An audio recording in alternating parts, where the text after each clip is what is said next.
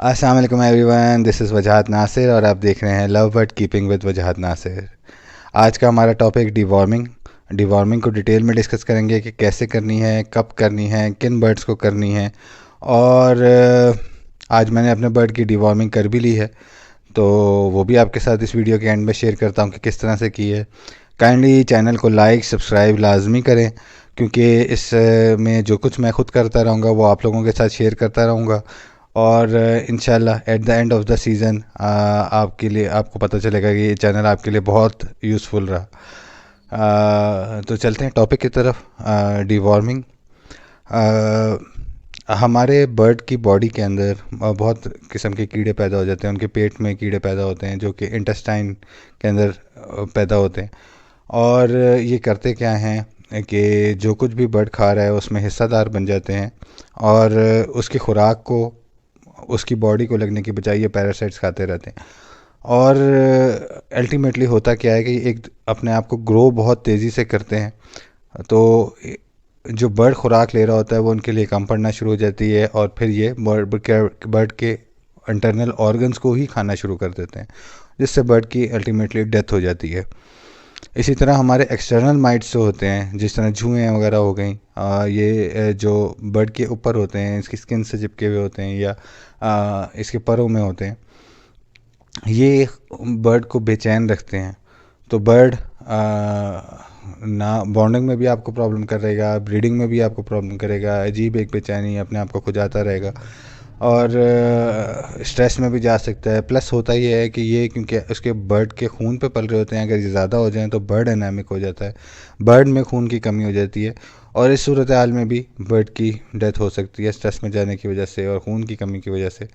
तो इन सब से बचने के लिए फिर हमें डिवॉर्मिंग करनी पड़ती है।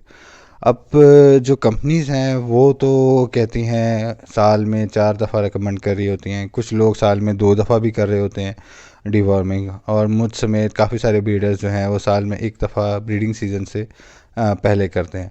हम लोगों का तरीक़ाकार ये है कि ब्रीडिंग सीज़न से तकरीबन 1 महीना पहले हम लोग बर्ड की डिवॉर्मिंग करवा लेते हैं। यानी कि मैंने अगर आज डिवॉर्मिंग करवाई है तो मैंने अक्टूबर के स्टार्ट के ऊपर जो है वो अपने बॉक्सेस लगाने, और मैंने अभी से डिवॉर्मिंग करवा ली है अगस्त 20 अगस्त ऑलमोस्ट इसके आसपास। ठीक है। अब इसमें यह है कि बर्ड की बॉडी फ्लैश हो जाती है, इसके जो पैरासाइट्स अंदर वॉर्म्स हैं वो रिमूव हो जाते हैं, और जो बर्ड खाता है वो उसके अपने यूजेज में आता है, बर्ड की स्ट्रेंथ में इजाफा होता है, और वो अच्छा ब्रीडिंग सीजन में हमें फिर परफॉर्म करके दे सकता है। अब जिस तरह हम लोगों ने डिस्कस किया कि 2 तरह के पैरासाइट्स हैं, इसी हिसाब से आपने देखना है कि मुख्तलिफ मेडिसिन्स मुख्तलिफ पर्पज़ के लिए हैं। ठीक है।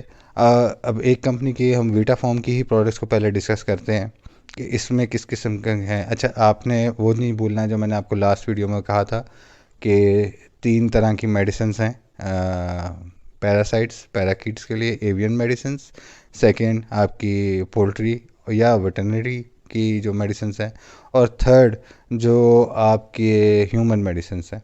ठीक है, इसी हिसाब से हम लोग इसको देख लेते हैं।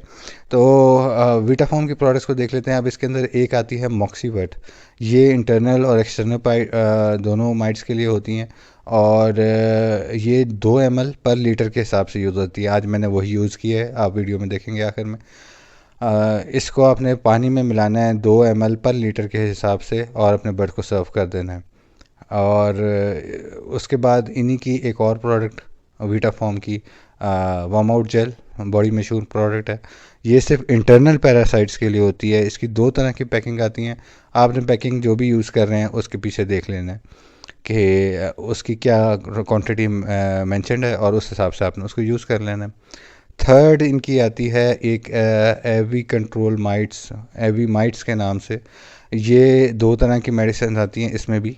इसमें एक कॉन्सेंट्रेट आती है और एक लिक्विडेटर आता है। लिक्विडेटर रेडी टू यूज़ होता है, उसको स्प्रे की सूरत में आता है, और दूसरा जो कॉन्सेंट्रेट आता है वो आपको 50 ml पर लीटर के हिसाब से यूज़ करना है। ये सिर्फ एक्सटर्नल माइट्स के लिए, ये आप सिर्फ स्प्रे कर सकते हैं, बर्ड को पिलाना नहीं है इनको। ठीक है। इसके अलावा भी कंपनी इसकी आती हैं जो इसी पर्पस के होती है, माइट्स के लिए होती हैं। मैंने कभी यूज़ नहीं की कोई और, तो मैं उसके अंदर आपको बता नहीं सकता। एवी फॉर्म की भी प्रोडक्ट्स आती है, एवी माइट के नाम से आता है, रेड माइट्स के नाम से भी आती है, और भी मेडिसिन आती हैं। तो आपने जो भी यूज़ करनी है वो आपने देख लेनी है। इसके बाद फिर हम पोल्ट्री और वेटरनरी की मेडिसिन की तरफ आ जाते हैं। तो इसमें आपकी आइवरमेक्टिन आती है, आइवोटेक के नाम से आती है। इसमें दो तरह की मेडिसिन हैं, 1% वाली और 0.8 वाली। आपने 1% वाली ले लेनी है। इसको 1 ml/लीटर के हिसाब से आपने बर्ड को पिला देना है। मतलब 1 ml को आपने पानी 1 लीटर में मिक्स करना है और बर्ड्स को सर्व कर देना है। तो ये आपकी इंटरनल जो वर्म्स हैं उनको कवर कर लेंगे। और एक्सटर्नल के लिए इसी को 2 ml/लीटर के हिसाब से मिक्स कर लेना है पानी के अंदर और बर्ड्स के ऊपर स्प्रे कर देना है। तो ये आपकी एक्सटर्नल के लिए यूज़ हो जाएगी।